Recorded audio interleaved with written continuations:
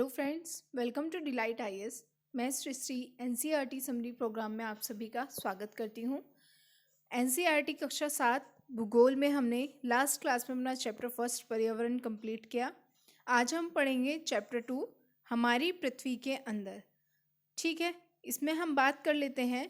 पृथ्वी हमें बाहर से तो देखने को मिल जाती है, आप ग्लोब पे भी देख सकते हैं, आप अंतरिक्ष में भी देख सकते हैं। हर तरीके से आपको बाहर से तो देखने को मिल जाती है कि बाहर की परत उसकी कैसी है। 3 हिस्से में जल है और 1 हिस्से में स्थल माना जाता है। लेकिन पृथ्वी का आंतरिक भाग कैसा है, ठीक है, उस पर आज हम बात करेंगे। पृथ्वी की यदि हम एक एग्जांपल लें कि जैसे प्याज होती है ना, जैसे प्याज पे एक एक लेयर होती है और उसके अंदर एक छोटा सा कोर मिलता है, इसी तरीके से हमारी पृथ्वी भी होती है, उसकी भी परतें होती हैं, लेयर होती हैं। ठीक है, पृथ्वी की सतह की सबसे ऊपरी जो परत होती है उसको परपटी कहा जाता है। यहाँ आप तस्वीर में देख लीजिएगा। ठीक है, उसके बाद यह जो परपटी है जो सबसे ऊपरी भाग की होती है, यह सबसे पतली परत होती है पृथ्वी की, और यह महाद्वीपीय संहति में 35 किलोमीटर एवं समुद्री सतह में केवल 5 किलोमीटर तक है। ठीक है, आगे बात करें, महाद्वीपीय संहति मुख्य रूप से सिलिका एवं एल्यूमिना जैसे खनिजों से बनी होती है। अर्थात ये जो परपटी है ये किस किस चीज़ों से मिलकर बनी है? सिलिका और एल्यूमिना से मिलकर बनी है, और इसलिए इसे क्या बोलते हैं? Cl। Cl इसको शॉर्ट फॉर्म में कहा जाता है, जिसका मतलब होता है सिलिका एवं एल्यूमिना।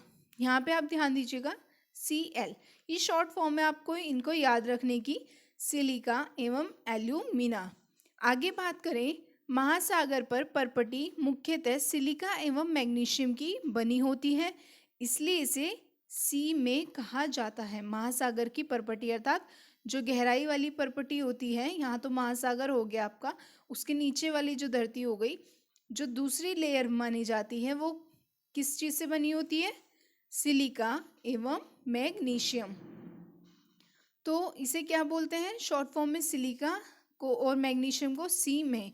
ये आप याद करने का एक तरीका है, पहले आएगा आपका Cl, फिर आएगा आपका सी में अर्थात Cm। ठीक है, आगे बात कर लेते हैं। परपटी के ठीक नीचे मेंटल होता है, यहाँ आप ध्यान दीजिएगा, इस तस्वीर में आप देखिएगा मेंटल, ये जो येलो लाइन आपको दिखाई दे रही है चित्र में, ये मेंटल कोर है। ठीक है, ये मेंटल होता है पृथ्वी की दूसरी तीसरी लेयर जिसको बोला जाता है। तो अगर हम बात करें इस मेंटल की, तो यह 2900 किलोमीटर की गहराई तक फैला होता है। इसकी सबसे आंतरिक परत जो होती है वो होती है क्रोड। ठीक है, उसे बोलते हैं क्रोड मेंटल। आगे इसकी बात कर लेते हैं, तो इसकी त्रिज्या जो है लगभग वो 35 किलोमीटर है, और यह मुख्यतः निकिल एवं लोहे की बनी होती है, जिसे शॉर्ट फॉर्म में, जिसे भी Cl और Cm पढ़ा है हमने, इसी तरीके से इसको नी फे कहा जाता है, क्योंकि ये निकिल एवं लोहे की बनी होती है, तो इसको नीफे कहा जाता है। आगे बात करें, केंद्रीय क्रोड जो होती है उसमें तापमान एवं दाब काफ़ी उच्च होता है। क्रोड, आप यहाँ पे आंतरिक क्रोड जो है ये बिल्कुल कोर हिस्सा है पृथ्वी का, ये आपको चित्र में आसानी से देखने को मिल रहा होगा। ठीक है, चलिए आगे पढ़ लेते हैं। आगे बात करें शैल एवं खनिजों की, हमें जो पृथ्वी से प्राप्त होते हैं शैल एवं खनिज पृथ्वी की परपटी से ही हमें प्राप्त होते हैं। तो पृथ्वी की परपटी अनेक प्रकार की शैलों से बनी होती हैं। पृथ्वी की परपटी बनाने वाले जो खनिज के पदार्थ होते हैं वो किसी भी प्राकृतिक पिंड को हम शैल कह देते हैं। इस लाइन को फिर से पढ़ लेते हैं। पृथ्वी की परपटी बनाने वाले खनिज पदार्थ के किसी भी प्राकृतिक पिंड को शैल कहते हैं। ठीक है, ये शैल की डेफिनेशन हो गई कि शैल हम किसे कहते हैं। आगे बात करें, शैल रंग, आकार एवं गठन की हो सकती हैं। ठीक है, आगे बात करें शैल के प्रकार के बारे में कि शैल कितने प्रकार की होती है और हम उनकी पहचान कैसे कैसे कर सकते हैं, उसके बारे में हम बात करेंगे। तो शैल 3 प्रकार की होती है, आग्नेय शैल, अवसादी शैल एवं कायांतरित शैल। अब इनके बारे में भी हम बात करें कि अग्नेय शैल कैसे बनती है, अवसादी शैल की क्या पहचान है और कायांतरित शैल की हम कैसे पहचान कर सकते हैं, और इन पे कई बार प्रश्न भी आ चुका है। बहुत ही इम्पोर्टेंट है। ये छोटी छोटी चीज़ें हम लोग अवॉइड कर देते हैं, जबकि ये यूपीएससी में बहुत पूछी जाती हैं। चलिए, आग्नेय शैल के बारे में बात करें तो द्रवित मैग्मा ठंडा होकर, बहुत तेजी से ठंडा होकर ठोस हो जाता है। इस प्रकार बने शैल को आग्नेय शैल कहते हैं। इन्हें प्राथमिक शैल भी कहा जाता है। और आग्नेय शैल भी दो प्रकार की होती हैं, अंतर्वेदी एवं बहिर्वेदी। इन दोनों में भी अंतर है कि अंतर्वेदी और बहिर्वेदी कैसे होती हैं। तो जो द्रवित लावा होता है, लावा कहाँ से निकलता है, आपके उससे ज्वालामुखी से भी निकलता है ना। तो जो द्रवित लावा होता है वो पृथ्वी की सतह पर आता है और तेजी से ठंडा होकर ठोस हो जाता है। ठीक, क्या होता है यहाँ पे डिफरेंस देखिए, ये तेजी से ठंडा हो जाता है। और परपटी पर इस प्रकार के बने शैल को बहिर्भेदी आग्नेय शैल कहते हैं। तो इस चीज़ को ध्यान रखिएगा, जो तेजी से ठंडा होकर बनती शैल हैं उन्हें बहिर्भेदी आग्नेय शैल कहते हैं। ठीक है। और जब ये बहुत तेजी में ठंडे होते तो ये कमज़ोर ही होंगे, जाहिर सी बात है। तो इनकी संरचना बहुत महीन दानों वाली होती है। और उदाहरण के लिए हम देखें तो बेसाल्ट और जो दक्कन का पठार है वो भी इसी तरह की आग्नेय शैल से बना हुआ है। ये बहुत बड़ा उदाहरण है दक्कन का पठार। आगे बात कर लेते हैं द्रवित मैग्मा, जो अंतर्वेदी आग्नेय शैल वो कैसे बनती है उस पर बात करें तो जो द्रवित मैग्मा होता है वो धीरे धीरे अंदर गहराई में ही ठंडा होता जाता है और इस प्रकार वो ठोस शैलों में परिवर्तित हो जाता है, जिससे वो बहुत मजबूत भी बन जाता है। ठीक है, तो इस प्रकार की शैल को हम क्या कहते हैं, अंतर्भेदी आग्नेय शैल, क्योंकि वो अंदर गहराई में ही धीरे धीरे ठंडा हो रही है और वो बहुत मजबूत हो रही है।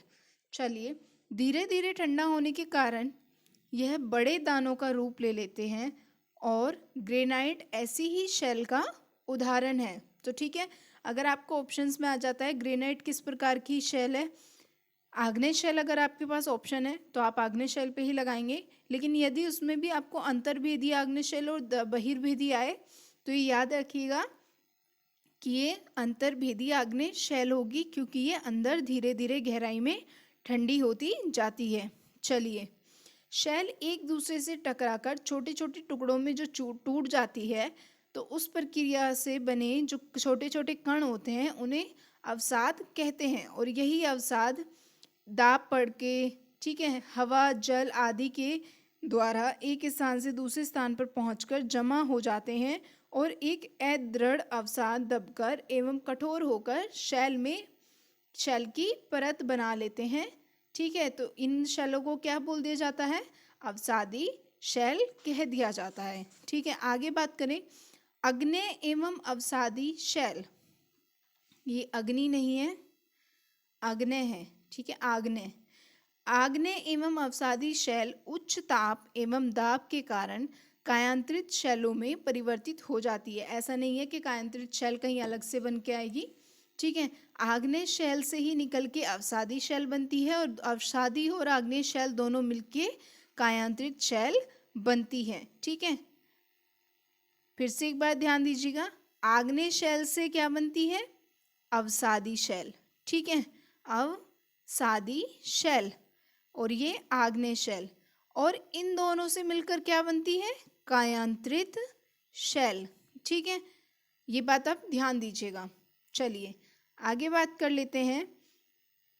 उदाहरण के लिए हम बात करें कायांतरित शैल जो इन दोनों से मिलकर बनी होती है, आग्नेय और अवसादी से, चिकनी मिट्टी की स्लेट एवं चूना पत्थर से बने संगमरमर, चूना पत्थर का संगमरमर में परिवर्तित हो जाना ही कायांतरित शैल का उदाहरण है। ठीक है, चूने पत्थर पे आप दाब डालेंगे, जल डालेंगे, उसको कठोर हो जाएगा तो वो एक परत के रूप में, एक पत्थर के रूप में निकलेगा और वो संगमरमर बन जाता है। तो वो क्या है, कायांतरित शैल है।